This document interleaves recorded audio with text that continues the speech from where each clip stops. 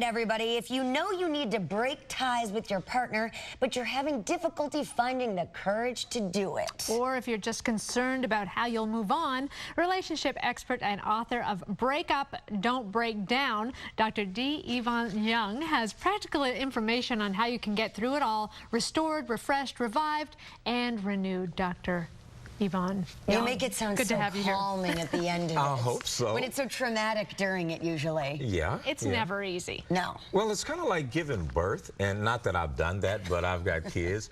You know, when mom is going through the travail and the pressure of labor and the pains, the minute that that baby comes out, those endorphins kick in, and there's this comforting sensation once that baby's laid on her bosom. In the same way, when you lay to rest a dysfunctional relationship, you will find that there's a lot of light at the end of that tunnel. Yeah, that's true. You can actually breathe at that point. So how do you heal a broken heart? First, you have to accept two things. Healing is a process, it's not instant. So when we try to do a quick fix, go and get a rebound fling that night, drink yourself to death, eat yourself to death, that's not the way you do this. One, you embrace the pain.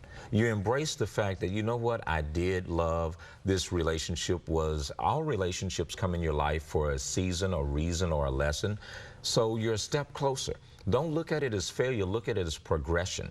And as you take that next step, look at the things that took place in that relationship that bring out the better part of you. Like the gold and the diamonds. I'm just kidding.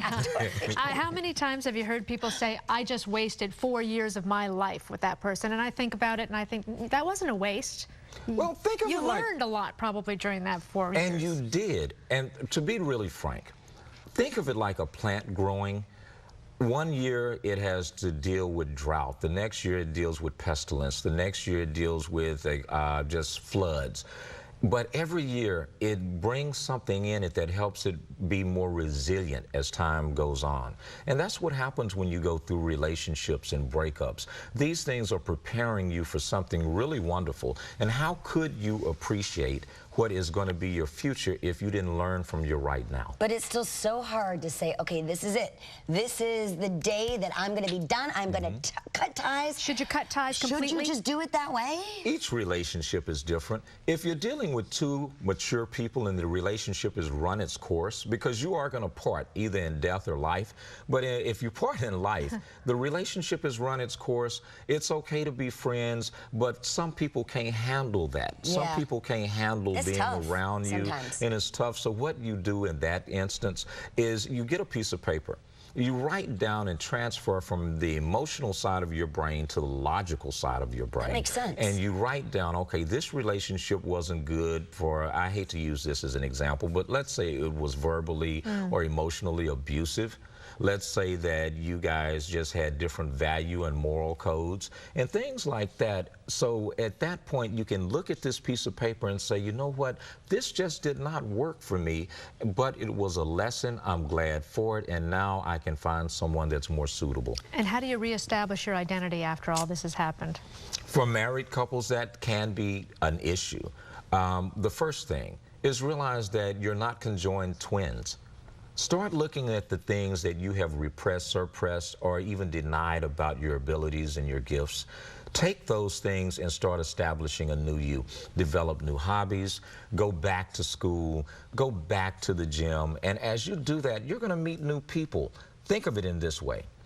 What you have seen is the lesser known.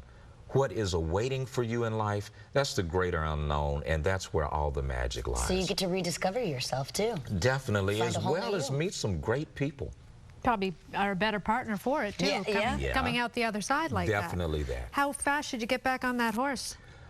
That, again, we're all different. Right. For some people, you should take the time to just sit back and get your crying over with. Take a deep breath.